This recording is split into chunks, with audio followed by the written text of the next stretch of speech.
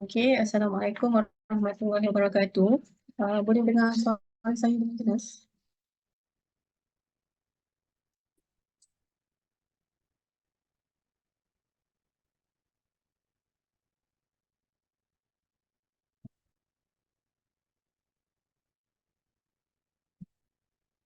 Okey, untuk kita punya sambungan, sebelum kita mula dengan sambungan untuk topik pemeriksaan, saya nak eh, jawab soalan yang mana yang saya perlu jawab yang tadi, yang tergantung tadi kan. Okey, kejap Okey. Ada yang tanya tadi yang saya tak sempat jawab tadi berkenaan dengan uh, ink cartridge tu kan, yang dikira sebagai stok kalau dia nak buat pelupusan tu macam mana. So, benda yang kita dah indent keluar, kita sepatutnya dah tak perlu untuk ikut lagi tata cara pelupusan lah. Okey, mana yang kita dah indent keluar, kita kalau nak buat pelupusan tak perlu ikut lagi tata cara pelupusan. Okey, yang kedua, yang tadi saya ada pertanyaan dengan QPAS 9, perlukah dapatkan kebenaran bertulis? So, pem suara tak ada. Dengar tak?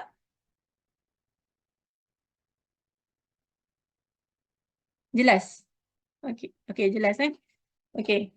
So untuk mendapatkan pengesahan kebenaran bertulis daripada ketua jabatan, okey, untuk aset yang dibawa keluar, yang kita bawa keluar dan nak pinjamkan atau bergerak keluar pejabat kita, kita kena ada kebenaran bertulis daripada ketua jabatan ataupun mana-mana pegawai yang telah diberi kuasa oleh ketua jabatan.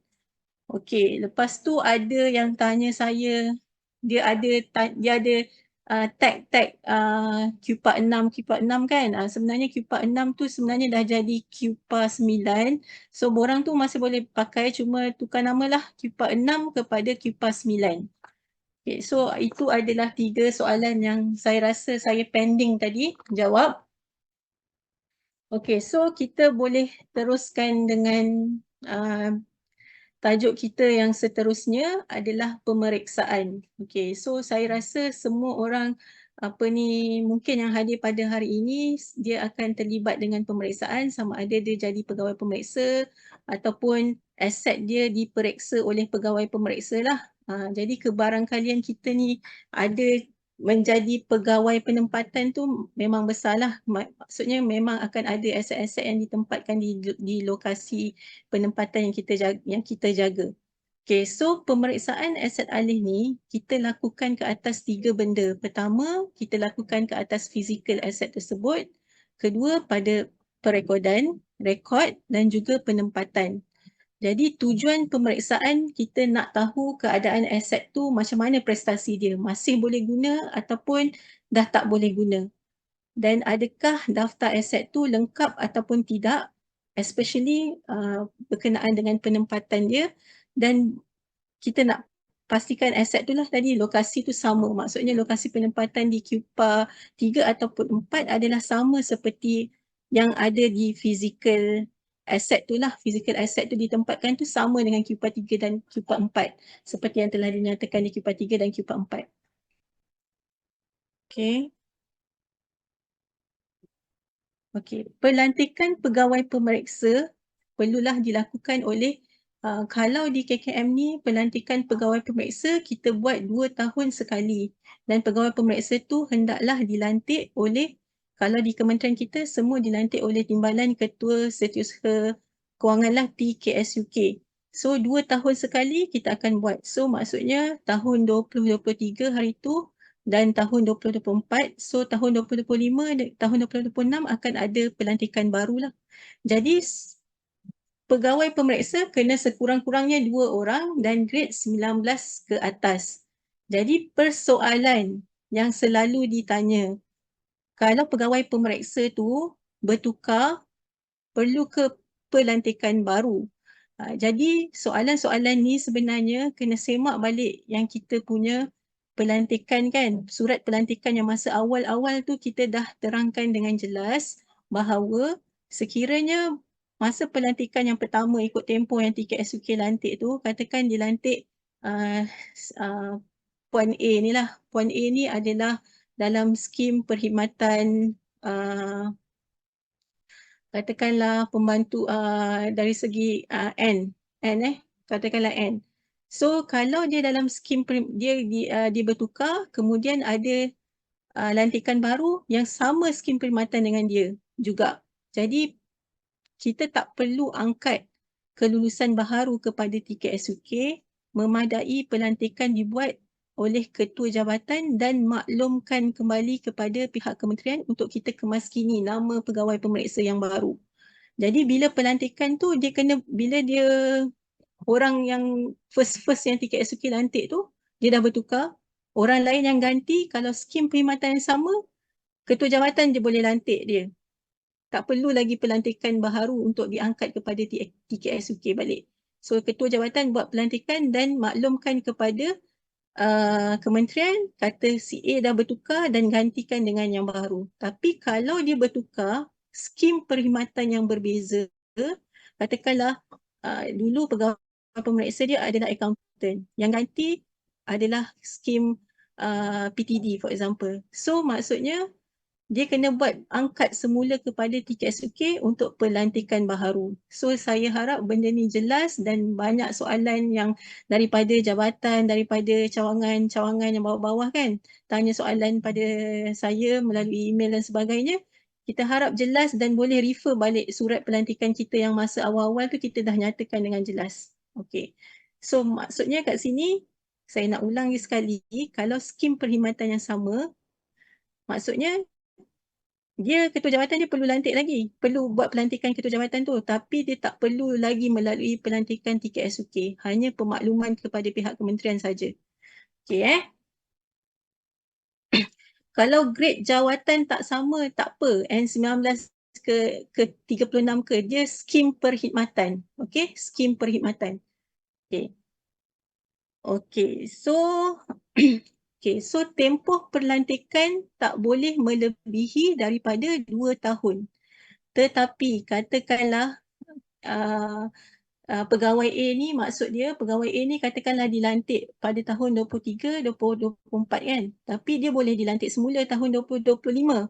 Maksudnya pelantikan tu untuk tempoh 2 tahun je. Kalau nak ni kita kena renew kontrak dia. Maksudnya kena buat pelantikan baharu. Maksudnya pelantikan dia bukan berpanjangan. Dia dalam tempoh maksimum 2 tahun. Tapi orang yang sama boleh dilantik semula. Tapi dia punya tempoh 2 tahun sahaja. Okay So, untuk pemeriksaan, sepatutnya kita hendaklah melakukan pemeriksaan 100% secara berperingkat lah. Maksudnya kalau di kementerian kita tetapkan secara sukuan sepatutnya kena capai 25% dan akhir sekali sampai 100% lah. Tapi kalau nak selamat, maksudnya pada sukuan ketiga tu patutnya dah melebihi 75% untuk pastikan kita capai pemeriksaan 100%. Dan seperti mana yang telah ditetapkan oleh pihak pengurusan tertinggi sebelum-sebelum ini, pemeriksaan ni kita lihat berpandukan pemeriksaan berdasarkan laporan yang dijana daripada sistem SPA. Jadi kalau 100% tu dicapai adalah berdasarkan laporan yang dikeluarkan oleh sistem. Tapi kita tahu ada yang tak capai 100% adalah disebabkan masalah sistem. Kita ambil maklumlah, tapi kita hantar pelaporan adalah berdasarkan pelaporan pemeriksaan yang dijana dari sistem. Okey. Okey, seterusnya. Okey, ini adalah tugas-tugas pegawai pemeriksa aset alih. Okey, so tugas pegawai pemeriksa of course lah dia kena memeriksa aset yang telah ditetapkan oleh pegawai, oleh UPA kepada dia. Dan nama pun pegawai pemeriksa kan, so dia kena periksa lah aset tu. Jadi bila dia dah kena periksa tu, dia kena maklumkan tarikh pemeriksaan kan, lepas tu dia kena guna borang pemeriksaan QPAS 11, lepas tu dia kena memeriksa dalam tempoh 1 bulan daripada tarikh yang telah ditetapkan oleh UPA. So mungkin UPA akan tetapkan batches lah untuk dia daftar. Okay, dia buat pemeriksaan. Okay, batch yang pertama, okay, senarai aset-aset ni. So kena buat pemeriksaan dalam tempoh 1 bulan. Lepas tu dia kena melengkapkan semua maklumat di QPAS 11 dan catatkan tarikh pemeriksaan serta dia kena tanda tangan QPAS 11. So mungkin siapa yang tak pernah buat benda ni dia akan rasa macam apa benda ni kan. Tapi sebenarnya benda QPAS 11 ni semuanya adalah dijana dari sistem. Jadi saya rasa dalam platform ni kita tak perlulah nak tunjuk sistem tu macam mana dan macam mana secara detail lah.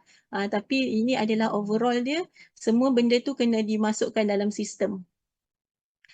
So bila pegawai pemeriksa telah selesai melaksanakan pemeriksaan, ketua jabatan hendaklah mengambil tindakan ke atas penemuan pemeriksaan yang pegawai pemeriksa dah buat. So dia ada kategori-kategori aset dia, dia punya status pemeriksaan dia. So kalau pegawai pemeriksa kata aset tu hilang, ketua jabatan kenalah ambil tindakan. Katakanlah aset tu dia kata perlukan apa lagi yang ada dekat dalam tu, so dia kena ambil lah tindakan seperti yang pegawai pemeriksa tu hasil yang dapatan pegawai pemeriksa lah, ambil tindakan ke atas dapatan pegawai pemeriksa. So ini adalah QPAS 11. Bila semua dah lengkap, okay, bila QPAS 11 tu once dia dah klik pemeriksaan selesai, so QPAS 12 pun akan dikemaskini secara automatik. Okay, semua maklumat ni akan dijana secara dalam sistem lah. So QPAS 11, QPAS 12 ni akan memaparkan status pemeriksaan pada cawangan tersebut. So sijil pemeriksaan akhir sekali QPAS 13 perlu dikemukakan pada upah kementerian pada setiap akhir tahun yang menunjukkan berapa status pemeriksaan sesebuah cawangan itu pada tahun tersebut. So ini adalah bentuk QPAS yang terlibat dengan pemeriksaan. So macam contoh yang dekat skrin tuan-tuan dan puan-puan ni, dia ada A, B, C, D dan E. So kalau A sedang digunakan tak ada apa-apa masalah lah. Kalau B pun mungkin kena tanya juga, ketua jabatan kena tanya juga kenapa tak digunakan, kenapa simpan, kenapa tak guna. Adakah tak diguna, perlukan pelupusan ataupun tidak. C perlukan pembaikan, perlu pembaikan. So maksudnya kena pergilah buat penyelenggaraan dan sebagainya. Sedang selenggara maksudnya memang aset tu masih ada lagi dekat pembekal untuk penyelenggaraan, dan E adalah aset-aset yang hilang. Okay, so pegawai pemeriksa ni akan kunci masuk dapatan pemeriksaan dalam sistem. Dia akan tanda aset tu A ke B ke C ke D atau E. So peranan pegawai pemeriksa ni adalah penting dan dia kena buat pemeriksaan tu dengan jujur dan benar, betul-betul teliti. Kadang-kadang dia tersalah, tik hilang lah. Sebenarnya aset tu tak hilang tapi tik hilang. Dan ada ketikanya aset tu memang dah hilang tapi sebab dia tak nak ada masalah, dia tekan aset sedang digunakan. Jadi pegawai pemeriksa kena jujur dengan pemeriksaan yang dia buat. So ini adalah bentuk QPAS 12. So macam saya cakap tadi, once pemeriksaan tu diklik selesai, okay, diklik selesai, QPAS 12 ni semuanya benda ni dalam sistem. So QPAS 12 ni akan bergerak secara automatik dan dia akan memaparkan status terkini pemeriksaan. Okay, dan ini adalah QPAS 13 yang perlu dihantar pada setiap akhir tahun kepada pihak upah kementerian, jabatan dan upah kementerian lah. Okay, so saya suka nak highlight benda-benda pemeriksaan ni adalah benda-benda yang kalau atas-atas tadi tu kita adalah benda-benda teknikal lah kan. Teknikal, benda tu kalau kita tak buat mungkin kita tak menjiwai dia lah kalau kita bukan pegawai pemeriksa. Jadi kalau tuan-tuan dan puan-puan bukan pegawai pemeriksa, saya nak cerita benda yang dalam sistem pun tak make sense kan. Jadi bagi saya petang ni saya lebih nak berkongsi apa isu-isu yang berlaku, yang sentiasa berlaku dalam pemeriksaan aset alih. So saya boleh bahagikan kepada 5 isu. Okay. Pertama, isu ketiadaan master data upah. Kedua, isu berkaitan pegawai pemeriksa. Ketiga, aset tidak dijumpai. Keempat, isu sistem. Ini memang isu sejagat lah. Memang tak payah. Ni memang kita tahulah kenapa tak capai. Memang setiap tahun adalah isu sistem. Dan kelima adalah aset baharu yang tidak tahun semasa yang tidak diperiksa. So kita akan pergi satu persatu untuk kita tahu dengan lebih terperinci lah. Okey, ketiadaan yang pertama, isu yang saya lihat adalah ketiadaan master data upah. Okey, benda ni bukannya benda yang sesuatu yang diwajibkan, tapi ini adalah cadangan sahaja daripada saya lah untuk ada mewujudkan master data upah. Memang kita ada QPA 5, kita ada QPA 6. Tapi data tu kadang-kadang kita susah nak massage. Maksudnya maklumat tu adalah maklumat yang tak banyak maklumat yang kita boleh dapat.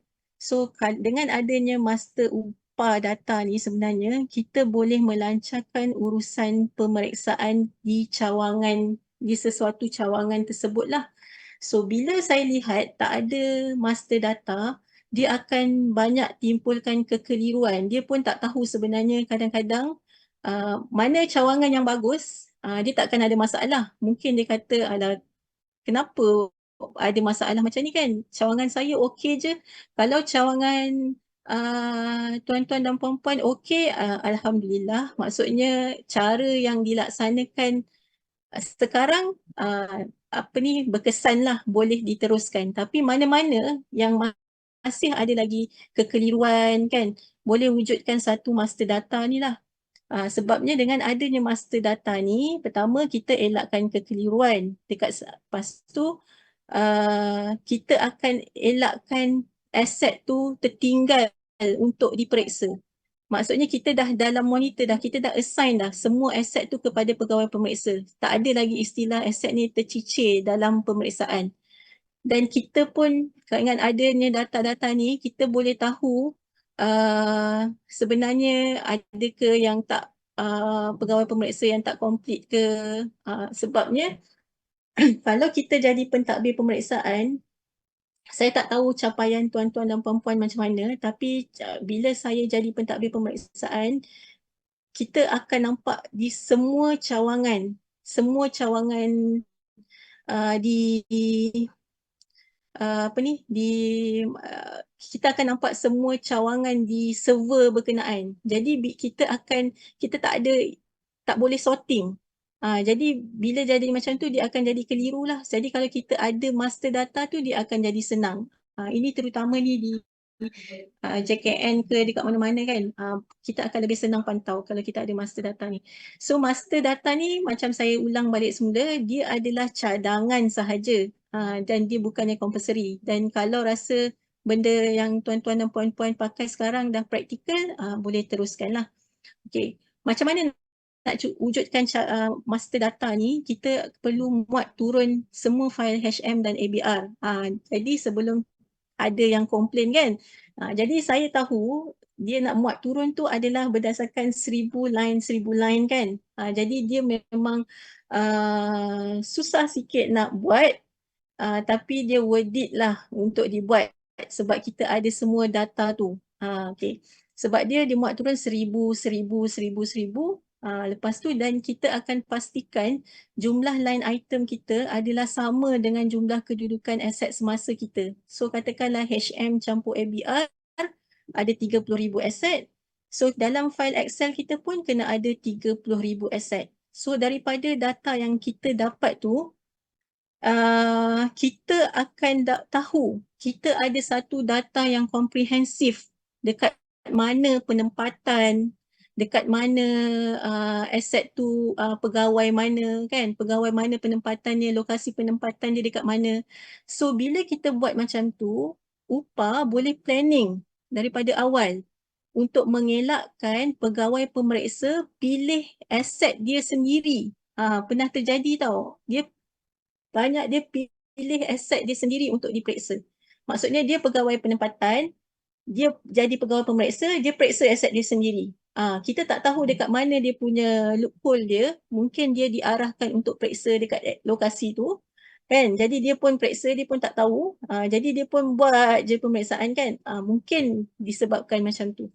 So bila kita ada master data tu, kita dah boleh buat filtering. Okay, penempatan ni. Ada berapa aset? Saya nak assignkan pegawai pemeriksa yang mana? Siapa pegawai pemeriksa 1? Siapa pegawai pemeriksa 2 saya? Jadi kita dah boleh rancang berapa banyak pegawai pemeriksa yang kita nak lantik pada tahun hadapan. Jadi tuan-tuan dan puan-puan boleh fikir dah daripada sekarang mana yang berkenaan lah yang ada dekat dalam ni. Sebab dekat dalam ni ada lebih kurang 1,000 dekat dalam yang dengar saya punya Zoom hari ni. Saya tak tahu tuan-tuan daripada mana dan apa tanggungjawab tuan-tuan dan puan-puan dekat cawangan dan PTJ. Jadi mana yang terlibat, saya harap kita boleh rancang pegawai pemeriksa tu berapa banyak orang bilangan pemeriksa dan kita boleh tetapkan satu kumpulan pegawai pemeriksa yang terdiri daripada 2 orang berapa maksimum yang dia perlu periksa. Jadi kita pun kenalah berlaku adil pada semua orang kan. Katakanlah pegawai pemeriksa aset kita ada 30,000. So berapa maksimum yang kita nak tetapkan untuk pegawai pemeriksa ni periksa? Katakanlah 100, 200 dan kita kena buatlah perancangan berapa pegawai pemeriksa. Bila kita ada perancangan, baru je kami ni boleh nampak tak adalah dekat pertengahan tahun ni kejap-kejap hantar pertambahan pegawai pemeriksa kan. Kejap-kejap tambah hantar pegawai pemeriksa. Bukan PTJ baharu, bukan cawangan baharu yang diwujudkan. Cawangan-cawangan lama. Kadang-kadang hantar tambahan pegawai pemeriksa, tambahan pegawai pemeriksa. Jadi mulai daripada tahun ni untuk pelantikan tahun 2025 dan 2026 kita harap kita dapat bergerak ke arah yang lebih baik. Maksudnya kita ada perancangan. Perancangan dari segi itulah nak letakkan siapa pegawai pemeriksa dan sebagainya. So boleh So benda ni adalah mana-mana yang expert Excel fahamlah maksud saya you boleh using pivot ke apa ke untuk buat filtering. Okay. Cuma kalau ada yang nak bangkitkan isu 1,000 line tu, kita pun dah bangkitkan kepada MOF. Kenapa tak boleh kita extract terus the whole data kan? Kenapa perlu ada limitation? Jawapan dia setakat ni 1,000 dulu. Mungkin dia pun tak nak, mungkin ada limitasi di peringkat dia sebab tak nak sistem terlalu hang bila ramai orang download. Jadi kita kena ikutlah owner sistem kan. Dia kata masih tak boleh lagi dan kita follow lah.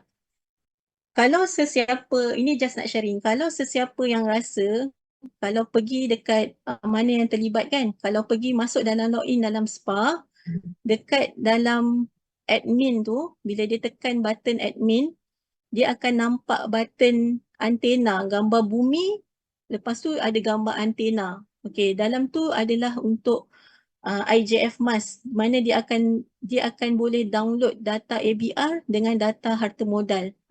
Dekat situ adalah satu klik saja. Bila tekan je dia akan download terus. Dia tak ada 1,000. Dia akan terus boleh download semua maklumat tu. Cuma bila kita buat semakan silang, kami di kementerian buat semakan silang, data dia ada yang tak tepat, ada yang tak sama. Maksudnya bila kedudukan semasa tu, katakanlah the overall dalam server tu sepatutnya kena ada 300,000 aset. Tapi bila kita tekan button yang gambar bumi dengan antena tu, kita tambah harta modal dengan ABR, dia tak dapat jumlah yang sebenar.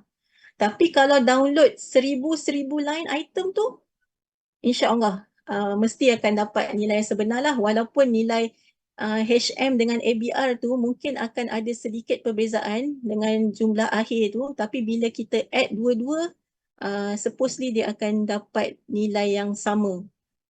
Itu adalah sharing kita, sharing saya lah. Okay.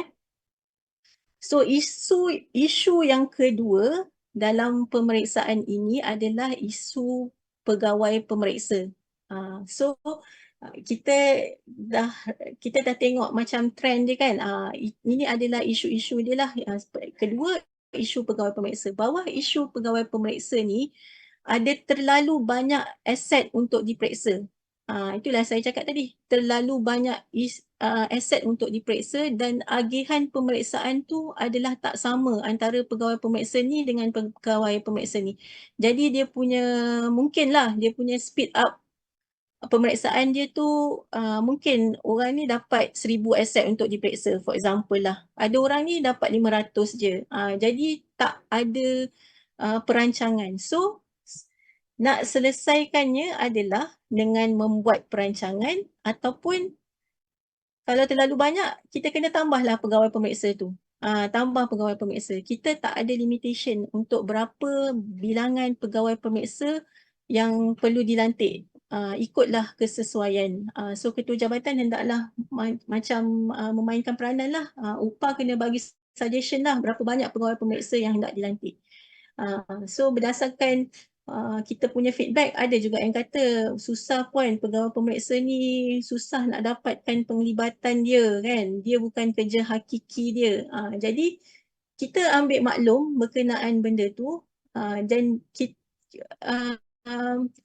nak solution dia adalah sama ada itulah, kita kena kurangkan, kita bagi dia sikit untuk semua orang periksa sikit-sikit. Tapi ada pro dengan kontra lah apa yang kita, kalau kita buat cara macam tu. Sebab bila ramai pegawai pemeriksa, upah pun dia akan lebih banyak masalah lah. Sebab dia nak kena kawal ramai lagi pegawai pemeriksa untuk dia buat kawalan. Jadi setiap tindakan yang kita buat, tak semestinya itu adalah tindakan yang sempurna. Tapi kita kena cari tindakan yang paling baik untuk kita implementkan. Okey, isu yang kedua adalah kualiti pemeriksaan. Ini yang kita bangkitkan, selalu kita bangkitkan adalah kualiti pemeriksaan. Kadang-kadang kita nak capai pemeriksaan tu 100% sampai kita tiada kualiti pemeriksaan. Dan akhirnya benda tu mendatangkan masalah pada orang-orang yang mengambil alih, maksudnya yang akan kita punya generasi lah, generasi akan datang. Semacam, so saya nak bagi contoh, katakanlah kualiti pemeriksaan ni kan, katakanlah aset tu kita tak buat dia secara betul. Maksudnya aset tu sebenarnya memang tak ada. Tapi kita asyik cakap sedang digunakan dan ketua jabatan pun rely lah dengan pemeriksaan yang telah dilakukan oleh pegawai pemeriksa ni. Jadi bila di akhirnya tiba-tiba timbullah isu di kementerian yang mengatakan aset ni sebenarnya dah lama tak ada. Dia nak buat pelupusan. So ataupun dia nak buat kehilangan ke apa ke kan. Jadi bila kita tengok, bila kita tanya, dia kata aset tu dah lama dah tak ada. Tapi bila kita tengok pemeriksaan tu tanpa gagal. Memang setiap tahun diperiksa dan setiap kali pemeriksaan sedang digunakan. Jadi perkara-perkara tersebut perlulah ditelitilah dengan betul, diteliti semula. Dan saya juga ambil maklum bahawa ada juga pemeriksaan ni yang upah yang kunci masuk pemeriksaan kan. Dia dapatkan hard copy daripada pegawai pemeriksa, lepas tu dia kunci masuk pemeriksaan. Dan saya rasa tindakan tu of course dia perlu guna ID pegawai pemeriksa tu lah. Kalau tak, takkan keluar nama kan. Jadi kena tengok balik, review balik benda yang kita buat yang macam ni. Sepatutnya tak boleh lah. Maksudnya upah tak boleh lah kunci masukkan bagi pihak. Maksudnya biarlah pegawai pemeriksa tu yang kunci masuk supaya biar dia yang bertanggungjawab ke atas pemeriksaan. So kalau pinjam-pinjam ID ni nanti akan bila jadi isu kata dia tak buat macam ni lah kan, kenapa masuk dalam ni lah. Jadi kena tengok balik lah betul-betul macam mana cara pelaksanaan pemeriksaan tu. Okey, ketiga, isu pegawai pemeriksa yang ketiga adalah okey. Isu yang ketiga adalah pemeriksaan tidak diselesaikan di SPA. Maksudnya dia ni siapa yang aware sistem lah. Kalau yang tak tahu pasal sistem mungkin dia akan blur sikit bila saya cakap ni. So harap bersabar je, dengar je. Kalau dalam sistem tu dia ada satu kan, dia ada satu tab pegawai aset diperiksa, aset yang untuk pilihan untuk diperiksa. Kalau dia dah diperiksa, dia akan pindah pada tab lagi satu. So kadang-kadang pegawai pemeriksa ni dia dah buat semua pemeriksaan tu tapi dia tak klik selesai. Jadi ini UPA kena ambil tindakan, buat kursus ke apa ke, buat pemantauan ke supaya pemeriksaan ni diselesaikan. Bila ni diselesaikan, kena klik pemeriksaan selesai. So kalau dia tak klik pemeriksaan selesai, akan ada dua isu yang akan timbul. Pertama, prestasi pemeriksaan tu tak akan bergerak. Maksudnya dia stagnan je. Sebab dia dah periksa tapi dia tak tekan button pemeriksaan, dia tak akan bergerak. Okey. Kedua, bila dia tak klik selesai sampai sudah, itulah yang akan menjadikan aset-aset tu tak boleh diperiksa pada tahun hadapan. So dia akan jadi dua isu lah. Okay. So isu pegawai pemeriksa yang keempat adalah buat pemeriksaan di saat-saat akhir. So bila dah akhir barulah terkejar-kejar kan, kalau dalam bahasa dia terhegeh-hegeh, terhegeh-hegeh barulah nak buat pemeriksaan. So barulah dekat dalam ni akan kecoh lah. Okey, server ni tak boleh buka lah, ini tak boleh lah, ni hang lah, itulah. Maksudnya bila semua dah berkumpul pada akhir-akhir tu memang akan ada problem. So better lah buat di saat-saat di awal-awal lah. So kita kena buat awal-awal supaya semua isu yang berkaitan sistem ni kita boleh selesaikan. Kalau kita buat secara akhir, buat di akhir-akhir baru nak ni, lepas tu baru tahu ada masalah sistem, kita nak solvekan tu akan ambil masa yang lama. So akan jadilah juga reason tak capai pemeriksaan tu adalah sistem SPA kan. Memanglah masalah sistem SPA tu. Tapi kadang-kadang sebab kita pun memainkan peranan juga. Sebab kita akhir-akhir tu baru kita nak tahu kan. Tapi nanti saya rasa mungkin akan ada cakap, kita orang dah hantar ke SMDPA tapi sampai sekarang tak jawab. Itu pun kita ambil maklum jugalah. Itu di luar kawalan. Sebab itu memang vendor yang jaga. Okay. Kelima, masalah isu kompetensi iaitu isu kemahiran pegawai pemeriksa. Sebab bila semua kita dah arahkan pegawai pemeriksa yang kunci masuk semua, ada pegawai pemeriksa yang dia mungkin dia tak lambat sikit dia punya pick up kan, dia tak faham flow dia tu, akan melambatkan lagi lah proses untuk dia kunci masuk maklumat pemeriksaan tu. Jadi saya faham ada di cawangan-cawangan yang upah dia yang nak kunci masuk sebab nak bagi dia mudah kan. Sebab kadang-kadang dia punya apa ni, reason dia kata dia tak nak pening-pening lah. Maksudnya biarlah pegawai dia orang yang kunci masuk. Maksudnya pemeriksaan tu dilakukan secara fizikal oleh pegawai pemeriksa, dia orang akan kunci masuk dengan kata lain guna ID tu kan. Tapi sebab tu lah sebenarnya yang sebabkan lambat juga. Itu salah satu isu lambat juga. Sebab daripada berapa orang boleh kunci masuk, kita harapkan berapa orang je yang sekarang ni. Daripada kita lantik 100 orang pegawai pemeriksa, tapi hanya 2 atau 4 orang sahaja yang kunci masuk. Jadi itu pun sebab lambat. Tapi kesimpulannya kena buat perancangan. Yang penting gunalah cara yang betul. Janganlah guna ID orang. Itulah, jangan guna ID orang. Okay. So setakat ni okay.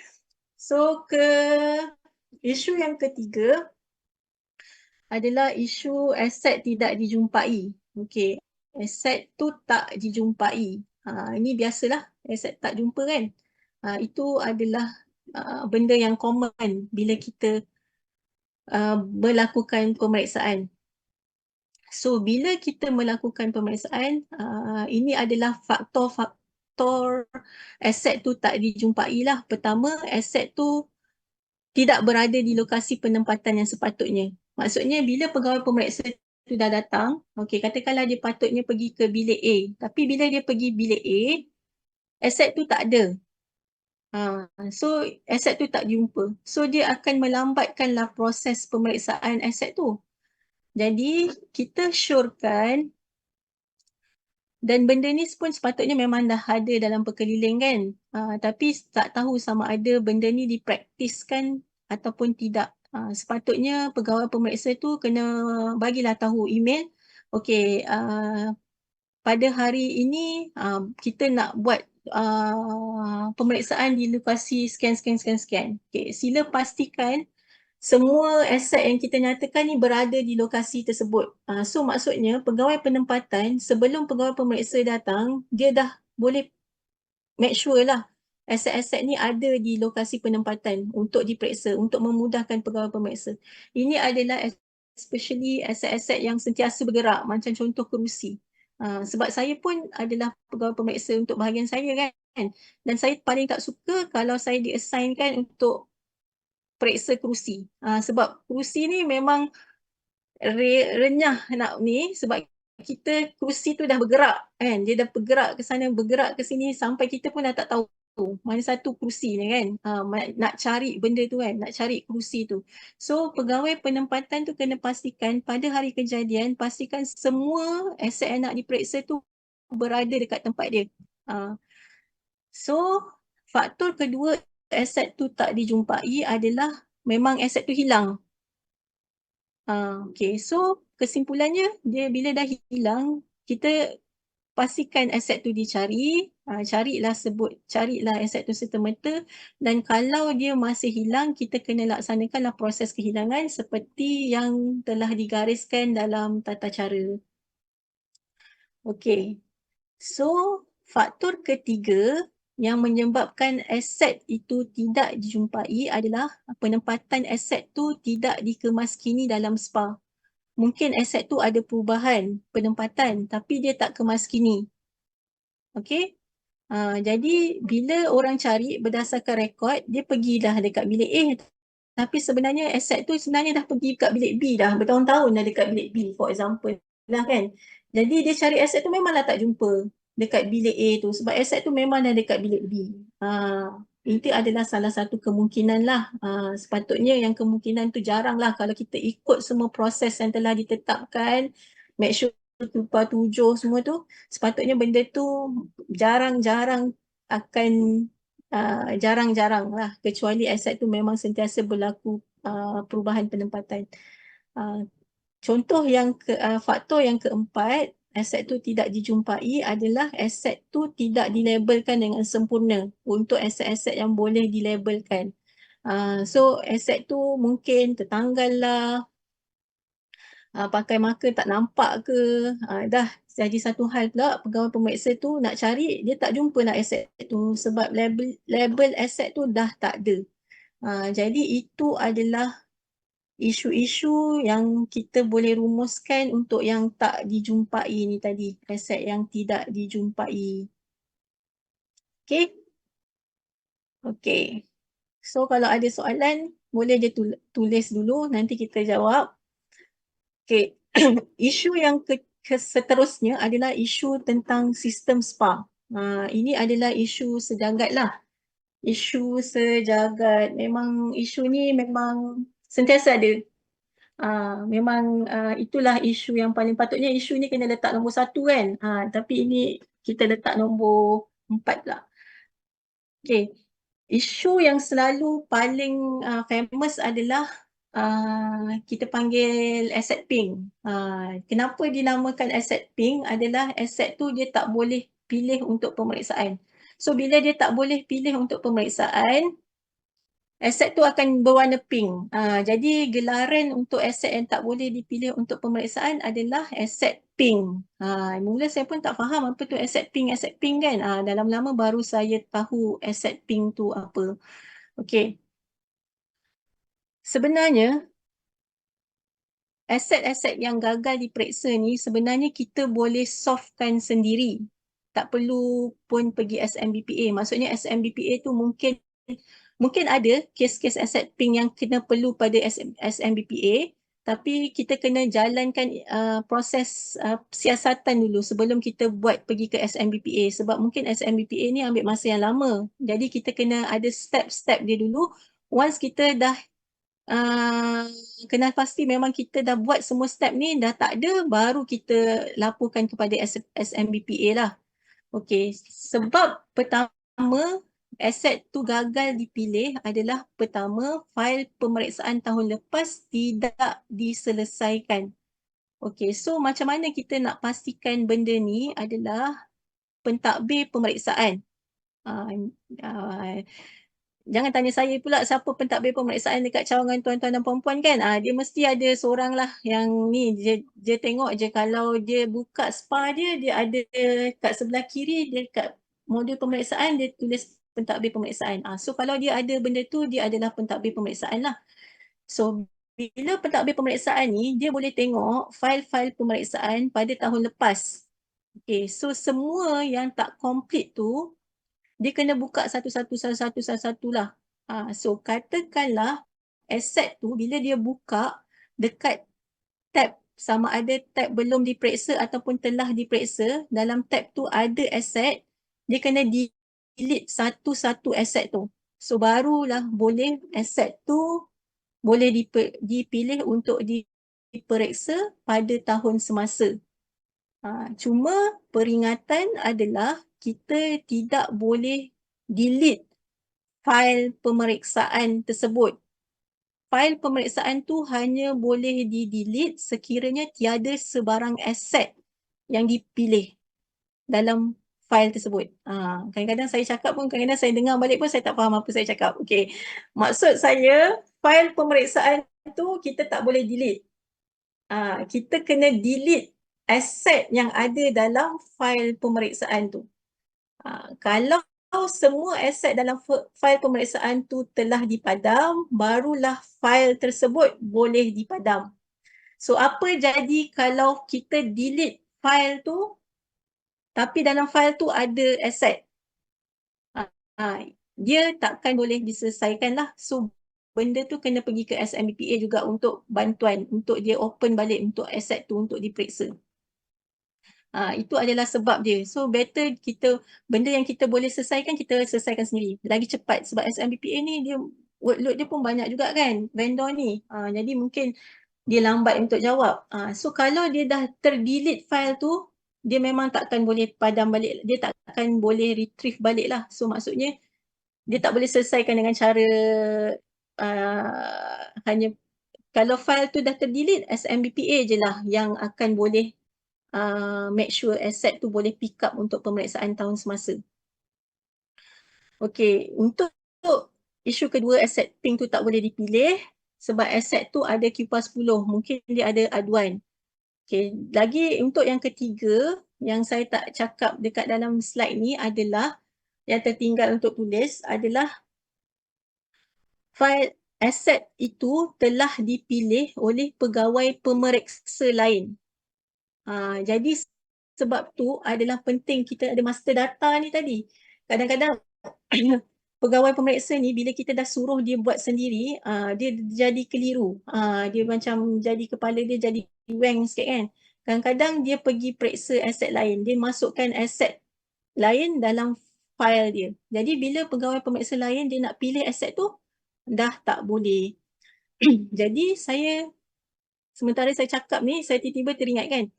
Macam contoh, bila kita buat wujudkan peranan pegawai pemeriksa tu, dia ada pemeriksaan di bahagian ke, di cawangan ke kan, di setiap negeri ke. Benda tu adalah penting untuk kita elakkan perkara-perkara ni berlaku. Macam contoh di IPKKM ni, ada juga isu yang bahagian lain, macam contoh aset di bahagian perolehan telah diperiksa oleh bahagian pengurusan maklumat. Macam mana dia boleh pilih aset bahagian perolehan pula? Sebabnya kita punya capaian tu dekat capaian pegawai pemeriksa. Level kita letak capaian tu yang akan mengurangkan masalah ni lah. Kalau boleh kita letaklah capaian dia pada benda yang dia nak periksa sahaja. Cuma kalau dekat IPKKM dia sukar nak kawal sebab IPKKM tu dikira sebagai cawangan. Mungkin dia kena letak di bahagian sajalah. Saya tak pasti ada tak dekat situ pilih bahagian saja. Tapi kalau dia pilih cawangan, maksudnya semua bahagian dekat cawangan tu dia boleh tengok. Jadi tuan-tuan dan puan-puan kena pandai tengoklah capaian yang diberikan kepada pegawai pemeriksa. Okey, isu kedua tentang sistem ni adalah aset telah diperiksa dan fail pemeriksaan telah diselesaikan tetapi aset masih dikira sebagai belum diperiksa di laporan. So benda ni kita pun tak boleh nak selesaikan, saya pun tak boleh nak selesaikan, kita pun tak ada capaian. So benda ni kita hantarlah kepada SMBPA untuk kita solvekanlah isu ni. Okay. Sebab tu saya kata penting pada permulaan awal tahun tu kita ada satu master data dengan kita dah ada berapa bilangan line master data kena sama dengan laporan kedudukan semasa tau. Baru kita tahu sebenarnya. Sebab dia nanti bila ada masalah sistem tu yang kita jadi keliru kalau tak ada master data tu. So ini adalah sebelah kanan ni. Ini adalah sistem meja bantuan pengurusan aset lah. Kalau ada masalah ke berkaitan dengan sistem, boleh log in dekat dalam sistem ni. Okay, so isu yang ketiga dalam pemeriksaan adalah aset baharu tahun semasa tidak diperiksa. Ini adalah isu pun boleh dikatakan sejagat juga. So bila dia buat perolehan baru, dia terlupa nak periksa aset tu. Jadi macam mana apa ni? Macam mana nak buat ni, kita kena pantau lah laporan senarai aset belum diperiksa pada bulan Disember setiap tahun bagi memastikan semua aset telah diambil pemeriksaan. Maksudnya. Okay. Lepas tu pastikan semua pendaftaran aset baharu pada bulan-bulan terakhir diperiksa terus bagi mengelakkan keciciran. Jadi kita kena pandai rancang macam mana kita nak buat benda ni, nak solvekan supaya benda ni tak berulang. Sebenarnya dia punya faktor-faktor ni akan sama je sepanjang tahun. Inilah faktornya. Bila kita dapat feedback daripada JKN, inilah dia punya isu-isu lah yang famous-famous lah. So itu sahaja untuk pemeriksaan. Okay. So ada apa soalan tak pemeriksaan ni sebelum kita pergi penyelenggaraan dengan pindahan? Okay.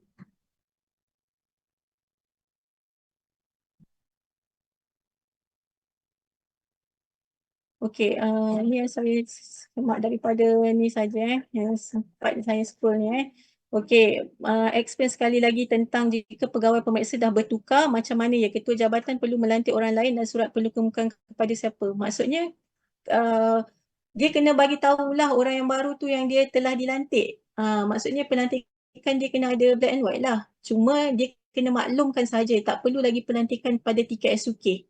Tak perlu lagi pelantikan pada tiket SUK. Maksudnya pelantikan dia buat macam memo pelantikan biasa je. Dia ni anda telah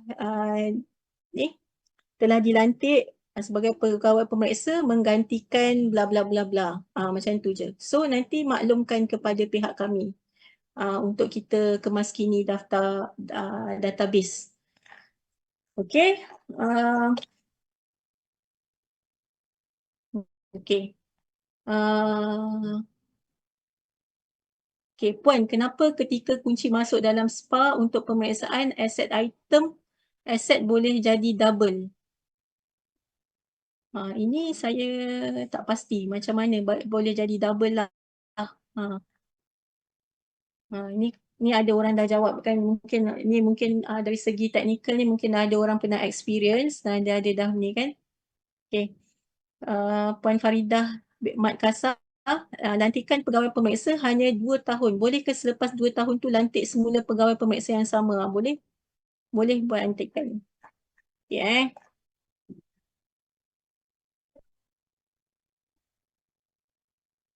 mewujudkan pegawai pemeriksa 1 dan 2, dalaman tu tak kisah ke grade jawatan dalam jabatan sendiri. Adakah pemeriksaan itu berkala?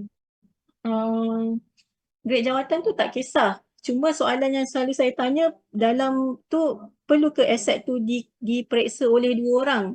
So jawapannya adalah dalam borang pemeriksaan tu memang ada 2 nama dan 2 nama tu kena buat pengesahan. Dan kalau nak ikutkan logiknya dalam sistem pun, selagi nama pegawai pemeriksa kedua tu tak dipilih, pemeriksaan tu tak boleh keluar button klik pemeriksaan selesai. Jadi setiap pemeriksaan tu perlu kena buat 2 orang. Itu buku dia lah.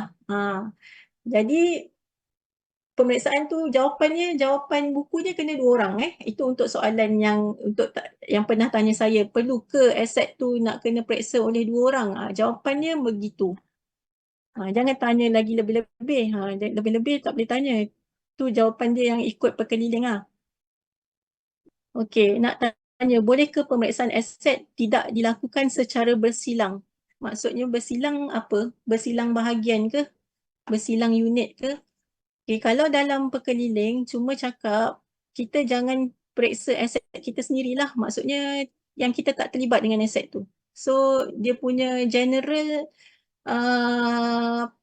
general statement dia begitu. Mungkin yang nak bersilang tak bersilang ni adalah mungkin kawalan dalaman ke, yang ketua jabatan nak buat dia nak kena bersilang ke. Tapi secara umumnya dia hanya tak boleh periksa aset dia sendiri saja. Aset yang ditempatkan, yang ada, yang berkaitan dengan dia lah. Okey. Okey, kedua, seterusnya, sekiranya pemeriksaan aset telah selesai tapi salah tik hilang, macam mana kita nak trace pegawai yang berkenaan? Itu sebab tu saya kata master data tu penting.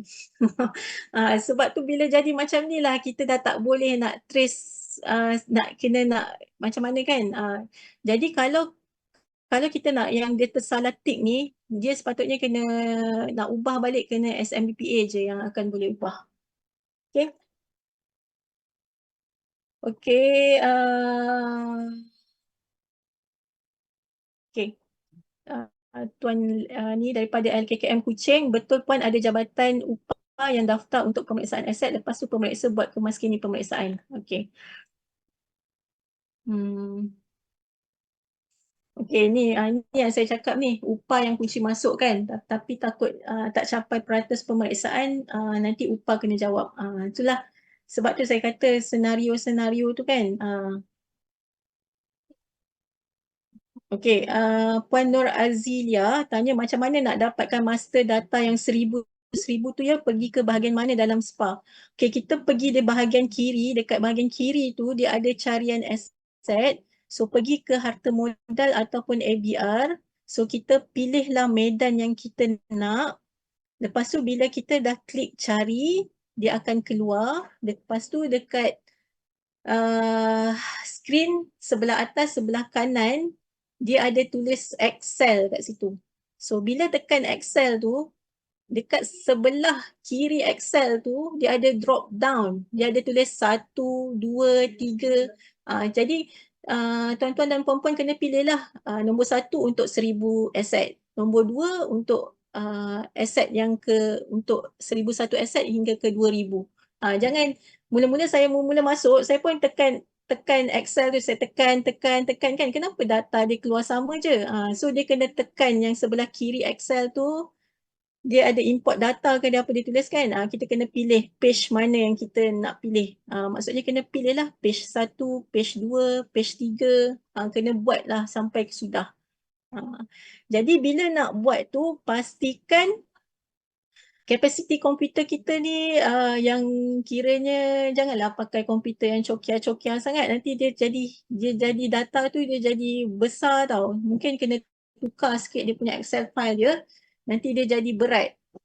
So itu saja je lah saya punya experience. Okay. Okay, ada juga yang tanya ada masalah kat sistem pemeriksaan tidak dibuat tapi dekat kolom pemeriksaan tu naik nama telah diperiksa. Kenapa benda macam ni boleh berlaku? So kenapa benda ni boleh berlaku? Berkemungkinan memang betul pemeriksaan tu dibuat tanpa kita sedari ke, kita tak tahu ke, kan ada orang yang dah klik selesai ke, mungkin juga macam tu. Tapi sebab bila kita tak ada master data tu, kita tak boleh tahulah kita nak macam mana kita nak buat kan. Mungkin juga masalah sistem, saya tak pasti. Itu kena tanya, kita kena semak lanjut dengan vendor lah macam mana benda tu boleh berlaku. Okay. Okay. Okay. Okay, banyak ada soalan yang tu. Okay. Okay. Ada yang kelakar juga soalan-soalan ni. Yang kelakar-kelakar ni saya tak baca lah. Saya senyum je, okay? Okay, alright.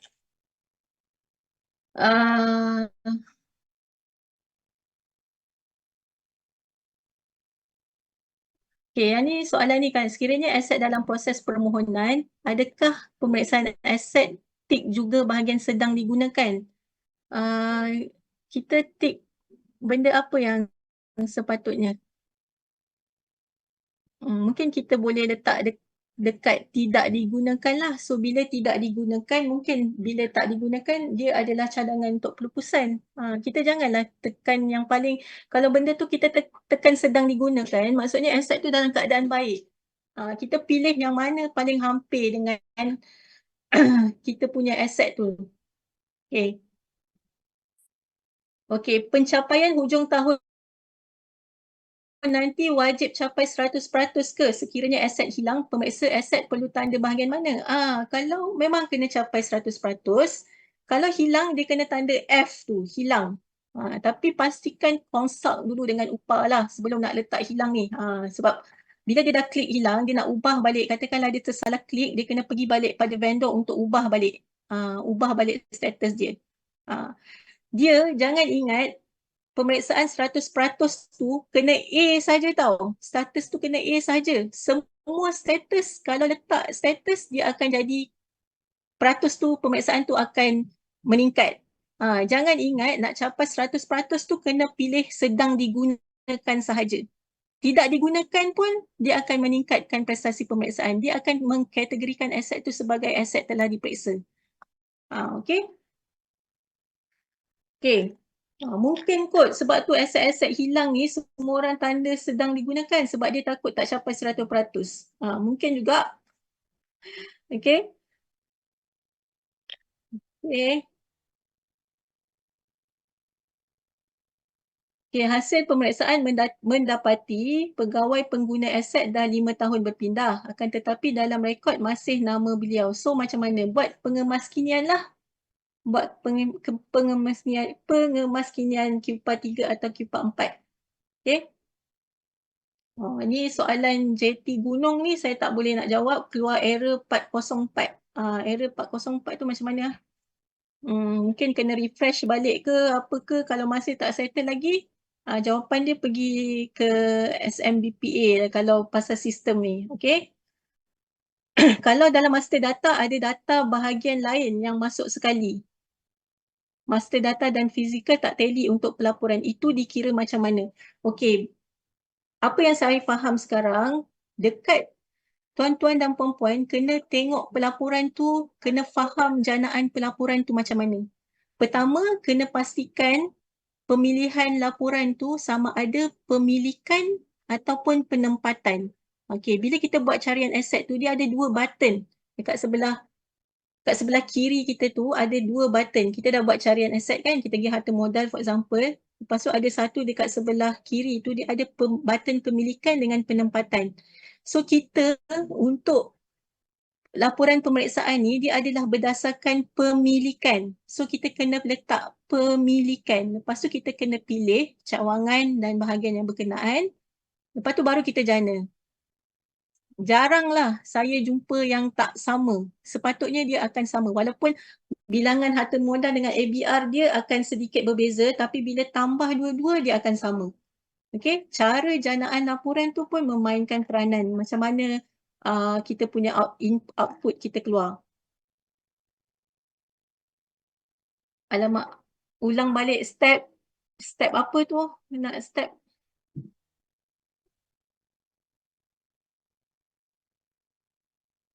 okey.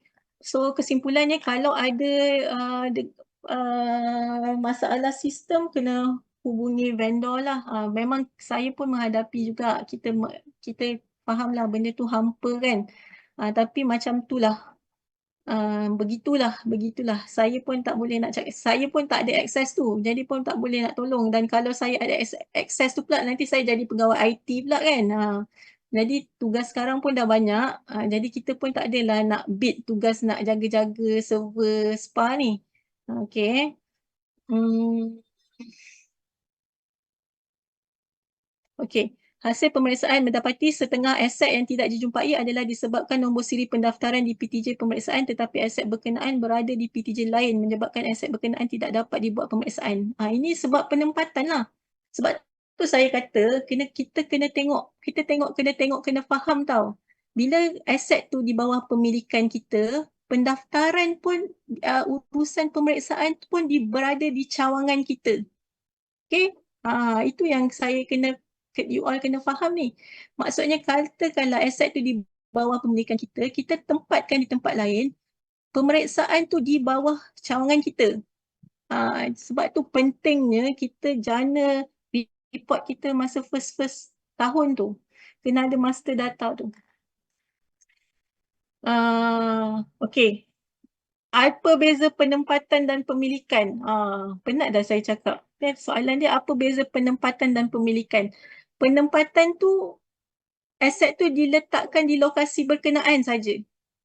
Pemilikan tu aset tu dimiliki, saya bagi contoh lah katakanlah JKN Selangor. Okay, satu aset ni dimiliki oleh JKN Selangor. Tapi ditempatkan di Pejabat Kesihatan Daerah Hulu Langat, for example, PKD Hulu Langat. Itulah maksud dia. Pemilikan masih lagi bawah JKN Selangor, tapi hanya ditempatkan sahaja di bawah PKD Hulu Langat. Jadi siapa yang bertanggungjawab untuk pemeriksaan? Aset tu appear dekat mana? Dekat laporan siapa? Dekat laporan pemeriksaan siapa? Dia tak akan keluar dalam laporan pemeriksaan PKD Hulu Langat. Dia akan keluar dekat laporan JKN Selangor. Jadi benda tu kena faham. Sebab tu tak capai 100% tu kadang-kadang aset tu kita memiliki, kita dah tempatkan dekat tempat lain tapi kita tak buat status pemeriksaan tu. Kita tak kunci masuk pemeriksaan tu dalam sistem. Kita terlepas pandang. Okay? Okay. Alright. Hmm. Hmm.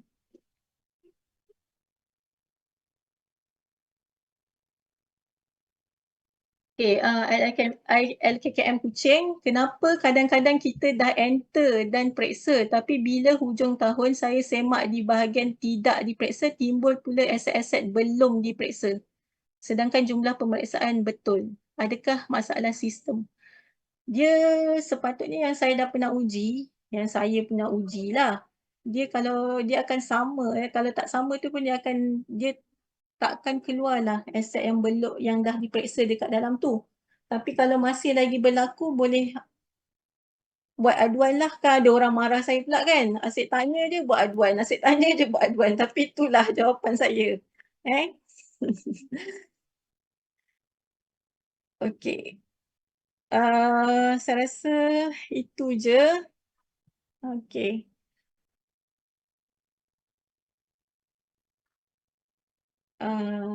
Okey. So itu sahaja untuk pemeriksaan. Saya rasa kita harap pemeriksaan ni kita dapatlah capai 100% pada tahun ni. Walaupun macam sukar nak capai kan, tapi at least kita buat tambah baik lah daripada masa ke semasa. Tapi bukan tambah baik daripada kita punya status pemeriksaan saja. Kita nak tingkatkan prestasi pemeriksaan, kita nak tingkatkan juga kualiti. Dan saya pasti memang banyak aset-aset yang diperiksa ni sebenarnya aset tu kalau boleh buatlah pemeriksaan dengan betul lah pada tahun ni supaya mana aset yang kita tak nak aset tu sebenarnya dah hilang.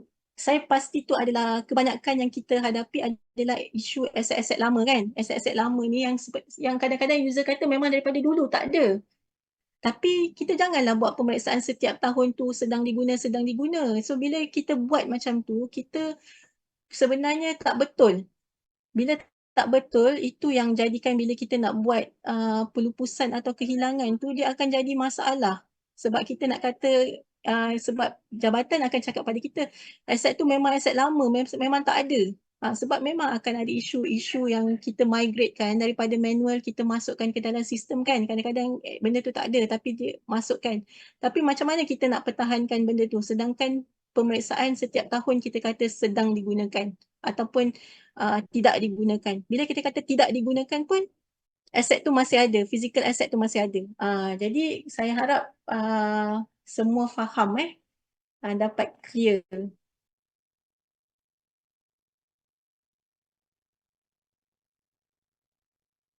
Okay. Sebelum saya pergi ke modul lain, modul lain ni senang je. Saya boleh habiskan dalam masa cepat. InsyaAllah kita habiskan dalam 3.5. Okey, bagaimana kalau aset dah tiada, dokumen pelupusan pun tiada. Okay, aset dah tak ada, dokumen pelupusan pun tiada, tapi pegawai lama kata aset tu dah lupus. Tapi masih ada dalam SPA. Boleh ke kami semak di mana-mana? Jawapan dia adalah uh, dia kena tengok banyak angle. Kadang-kadang kalau saya nak bagi jawapan pun saya kena tengok macam-macam persepsi lah. Macam-macam maklumat.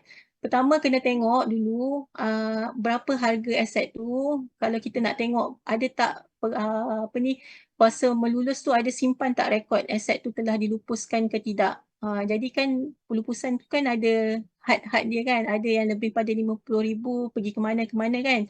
Jadi kita kena semak dulu kat mana untuk kita semak pernah tak ada pelupusan selepas ni. Tu maksudnya lepas tu daripada situ barulah kita boleh pergi nak buat macam mana. Maksudnya kita tengok dulu aset tu fail-fail pemeriksaan pada tahun-tahun lepas ada ke tidak. Kalau pemeriksaan telah dilakukan apa status dia. So kalau masih lagi kita tak pasti, kita nak syorkan pun kita macam susah nak explainkan benda tu memang daripada dulu tak ada. So apa yang saya boleh syorkan, pergi dulu ke pegawai yang in charge tentang kehilangan, tanya dulu pandangan bahagian kehilangan macam mana nak buat. Sama ada nak teruskan macam biasa ataupun tidak. Sebab kita sekarang tak ada data berapa aset-aset yang terlibat ni yang sebenarnya daripada dulu tak ada lah kan. Sebab selama ni kata ada.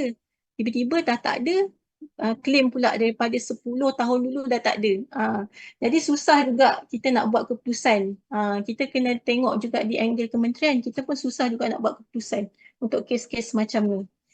Okay, so seterusnya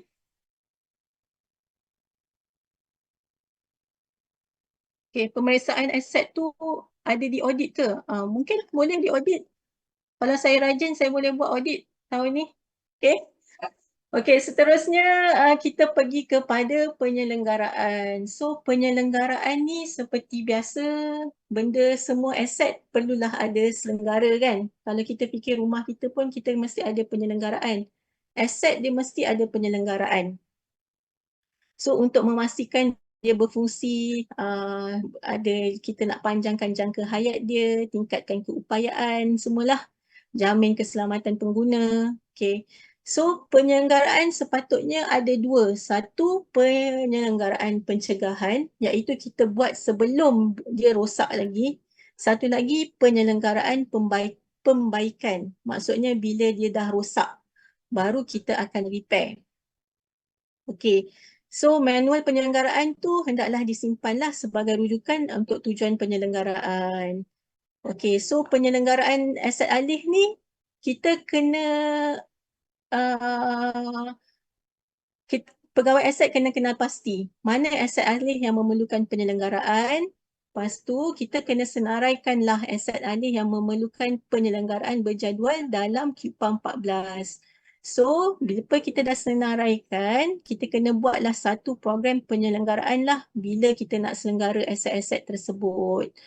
So, dan bila kita dah laksanakan program penyelenggaraan, kita kenalah rekodkan penyelenggaraan kita dalam QPA 15. So, bila kita dah ada QPA 15, bila kita dah menilai, kita dah buat penyelenggaraan tu, kita kena nilai balik program penyelenggaraan kita. Sama ada penyelenggaraan tu okey ke tak, matlamat penyelenggaraan tercapai ataupun tak. Ataupun kita nak bagi tahu pihak pengurusan tertinggi sama ada aset ni worth it tak lagi untuk kita selenggara ataupun kita perlu beli baru. Lepas kita dah buat penyelenggaraan, kita kena adalah satu buat penilaian terhadap penyelenggaraan yang kita buat.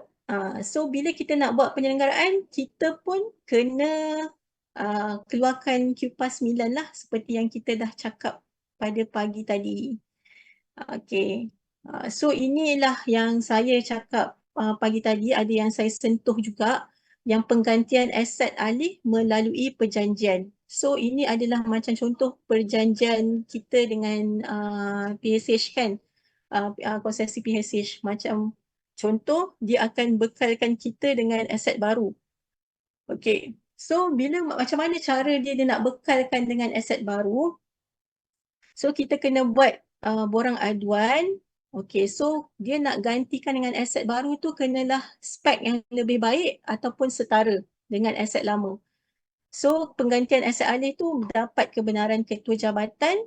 Okay, lepas tu aset lama tu kita hendaklah buat pulupusan. Maksudnya pulupusan secara serahan kepada konsesi tersebutlah ataupun pemilik yang nak cakap kepada pemilik konsesi itulah. Dan lepas tu aset yang alih yang baru diterima, kita daftarkan macam biasa. Ini adalah cara dia yang sepatutnya. Okay, so QPA 16 akhir sekali bila kita dah rekodkan maklumat penyelenggaraan, dia punya rumusan penyelenggaraan tu pada setiap tahun kita akan dapat jana dalam QPA 16. So dalam QPA 16 ni dia akan nyatakan berapa bilangan aset yang kita selenggara dan berapa jumlah aset, berapa nilai penyelenggaraan kita. Okey. Ini adalah contoh-contoh dia QPA 14. Ini senarai aset alih yang kita nak selenggara. Lepas tu QPA 15 dan juga QPA 16. Ini dia punya rumusan. So pada tahun laporan JKPAK yang kita tengok, ramai yang kita tengok rekod dalam SPA ni tak banyak. So kita harap semua user bila kita buat penyelenggaraan, kita masukkan maklumat penyelenggaraan dalam sistem SPA supaya kita dapat capai matlamat penyelenggaraan yang kita sebut tadilah dalam sistem kita ni. Kalau kita tak rekod, kita tak ada maklumat tersebut. So hanya PSH konsesi sahaja yang diberikan pengecualian untuk merekodkan maklumat penyelenggaraan. Macam konsesi yang MIT ke, PSK ke dan PSH non-konsesi masih lagi tak diberi pengecualian. Dan sepatutnya kena rekodkan maklumat penyelenggaraan tu dalam sistem SPA. Okey. Apa lagi isu penyelenggaraan? Selalunya tak isi maklumat penyelenggaraan tu lah. Lepas tu kalau boleh, apa yang saya tengok weaknesses dalam sistem ni, kalau kita tak rekodkan aset mana yang kita dah periksa, kita akan, ini yang saya perasan lah, saya tak tahulah kalau tuan-tuan dan puan-puan tak menghadapi masalah ataupun saya punya ilmu limit kan, limitation saya punya knowledge dari segi teknik, dari segi sistem. Kalau kita tak keep track aset apa yang kita buat pemeriksaan, kita akan susah nak cari. Jadi maksudnya dengan kata lain QPA 15 tu kalau boleh kita PDF-kan ataupun kita jot down lah, kita dah ada dah senarai aset-aset yang kita periksa tu. Sebabnya bila kita dah jana laporan QPAN 16, kita tak boleh tahu lagi aset apa yang kita selenggara. Melainkan kita cari satu persatu dekat dalam carian aset untuk diselenggara tu. Itu yang saya dapatilah, dan ada juga PTJ yang tanya saya berkenaan tu. Jadi saya rasa benda tu kena keep track. Sistem ni memang banyak banyak banyak limitasi dia. Okay. Dengar tak?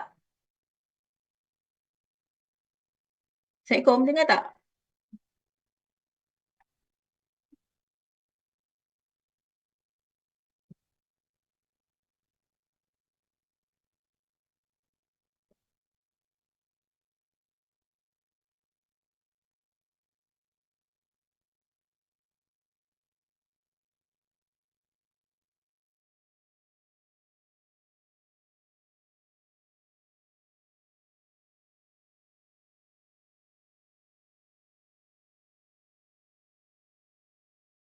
Hmm, sekejap eh.